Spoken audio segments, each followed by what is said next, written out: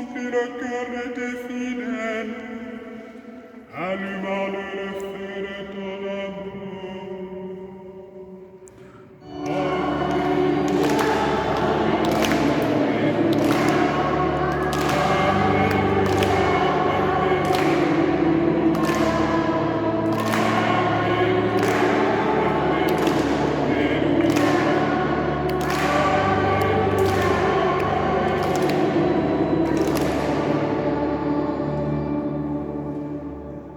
Le Seigneur soit avec vous.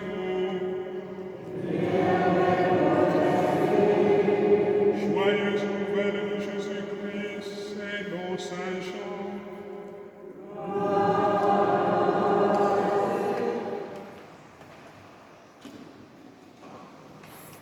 Frères et sœurs, comme je vous le disais en introduction, aujourd'hui, nous fêtons la Pentecôte. Nous fêtons le déconfinement de l'Église naissante.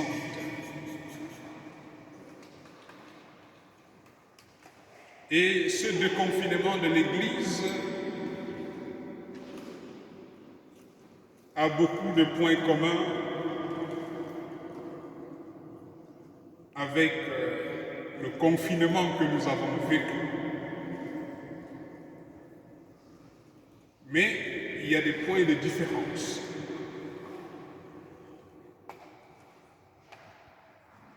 Parlons du confinement. Vous savez que le jour de l'Ascension, déjà les apôtres ne s'attendaient pas à l'Ascension. Ils étaient surpris de voir Jésus s'élever au ciel. L'autre surprise, c'est qu'il leur dit de ne pas quitter Jérusalem, de rester à Jérusalem jusqu'à l'attente de qui? De l'Esprit Saint. Donc les apôtres, les premiers chrétiens, étaient confinés par Jésus à Jérusalem. Ne restez à Jérusalem, restez chez vous à Jérusalem. Nous, on a eu pareil. N'est-ce pas que le confinement est venu par surprise? Un samedi soir, on nous dit « Restez chez vous ». L'autre point commun, c'est cette dimension d'enfermement. Les apôtres sont montés au Sénat. Commencez leur neuvaine à l'Esprit Saint. Ils ont verrouillé les portes. Et nous, c'était rester chez nous. L'autre chose, c'était la peur. On nous dit qu'ils avaient peur des Juifs.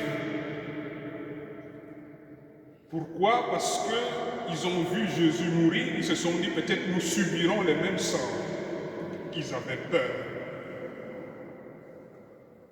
Nous aussi, on a commencé à avoir peur l'un de l'autre. On restait à la maison par peur d'être contaminé par l'autre, ou bien l'autre par moi.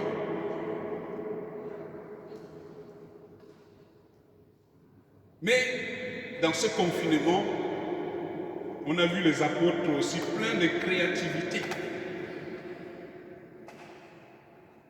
Ils ont dû trouver une pirouette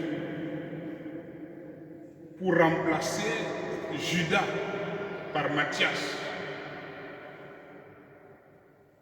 Durant notre confinement, combien avons-nous vu à la télé nos soignants se débrouiller avec les moyens de bord pour soulager les gens, les malades en réanimation.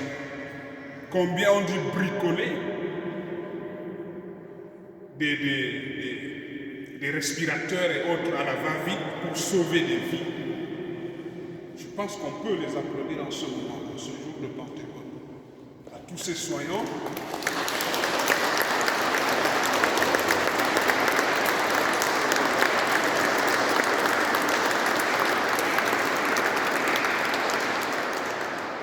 et même vous, combien de créativité il y a eu pour maintenir les contacts entre vous, entre les familles éloignées. Nous avons eu aussi des moments de peur, des doutes, j'allais dire. Le doute a traversé notre cœur. Est-ce que je peux tenir? Est-ce que l'humanité peut tenir? Eh oui. Thomas n'a-t-il pas douté durant le confinement? Il y a eu même des controverses. Aujourd'hui, nous avons encore des controverses scientifiques. Voilà, il y a des points communs. On peut continuer la liste. Mais la chose différente, c'est le déconfinement. La Pentecôte sonne le glas du déconfinement. Pierre, le poltron, le peureux, devient le courageux. Il est capable de sortir, d'aller au-devant de la foule rassemblée pour leur annoncer que Jésus est vivant. Et c'est lui, le salut du monde. Et ce jour-là, on nous dit, il y a eu minimum 3000 personnes à demander le baptême, rassemblées autour de cette petite communauté de 12 avec Marie et les quelques femmes qu'il y avait. Mais quand on regarde bien, mes frères et sœurs, qu'est-ce qui s'est passé au Sénat? C'était un déconfinement un peu inversé. Dans la réalité, c'est le monde qui s'est déconfiné pour découvrir l'Église rassemblée. Les 12 étaient dans leur cénacle. Ils ont reçu l'Esprit Saint, posé sur eux en forme de langue de feu. Et ils se sont mis à parler dans un langage nouvel. Ils se sont mis à parler la langue de l'Esprit, qui est d'annoncer les merveilles de Dieu. Et les gens se sont dit, les pèlerins rassemblés à Jérusalem se sont dit, il y a quelque chose d'étrange qui se passe avec ce poignet des adeptes du Christ. Ils parlent des langues mystérieuses, mais ça réchauffe nos cœurs. Il y a quelque chose. Et la foule s'est attroupée autour de la communauté chrétienne.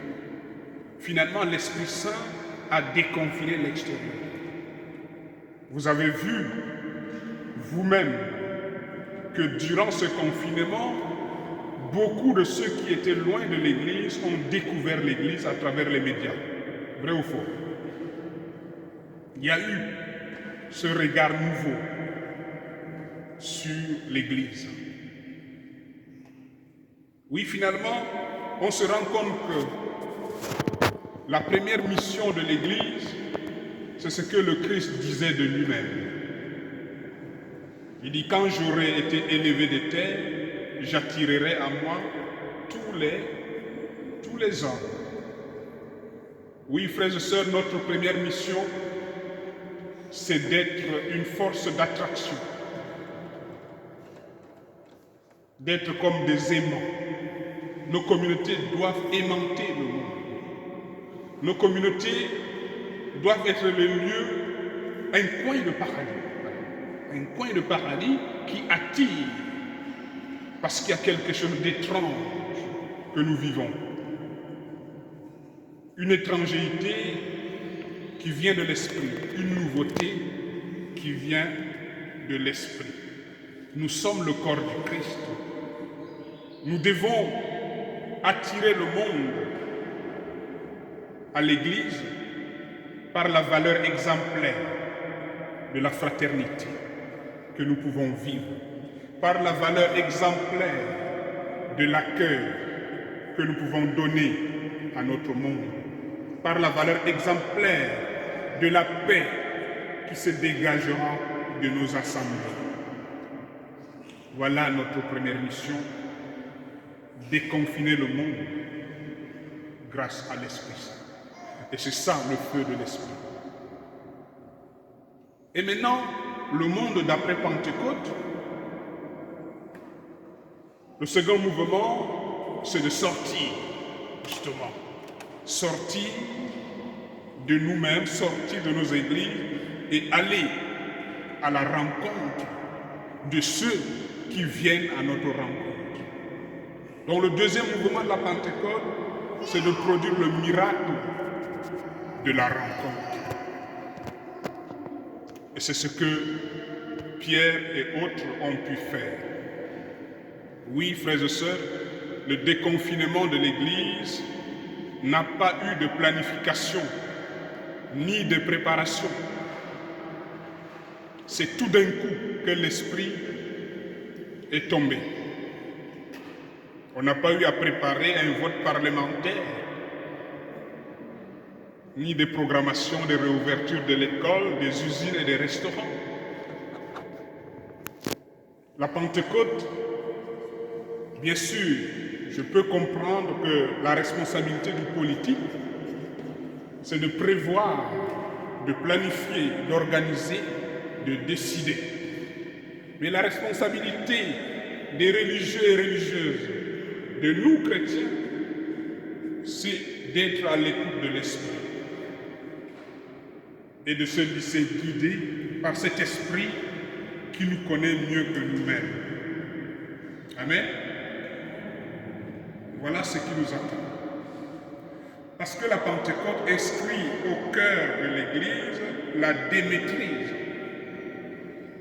L'acte de naissance de l'Église, c'est le lâcher-prise. C'est Dieu qui a le contrôle. Nous l'avons chanté au début de la messe. Le vent souffle où il veut, mais tu ne sais pas ni d'où il vient ni où il va. Ainsi souffle l'Esprit. Mes frères et sœurs, le monde d'après Pentecôte doit être différent. Sorti du cénacle, en sortant de cette église, ne retrouvez plus la vie d'avant. Mais ayez le courage d'inventer un monde nouveau, un monde plus beau. Ne rentrez pas chez vous comme avant, ne vivez pas chez vous comme avant. On y va? Ne rentrez pas chez vous comme avant, ne vivez pas chez vous comme avant. Je n'entends rien, hein? Ne rentrez pas chez vous comme avant, ne vivez pas chez vous comme avant. Voilà, frères et sœurs, nous avons attendu Pentecôte. Ne rentrons pas chez nous comme avant. Ne vivons pas chez nous comme avant. Le confinement a transformé nos existences. L'Esprit Saint peut mieux faire. L'Esprit Saint va affiner nos existences. Ô Seigneur, envoie ton Esprit.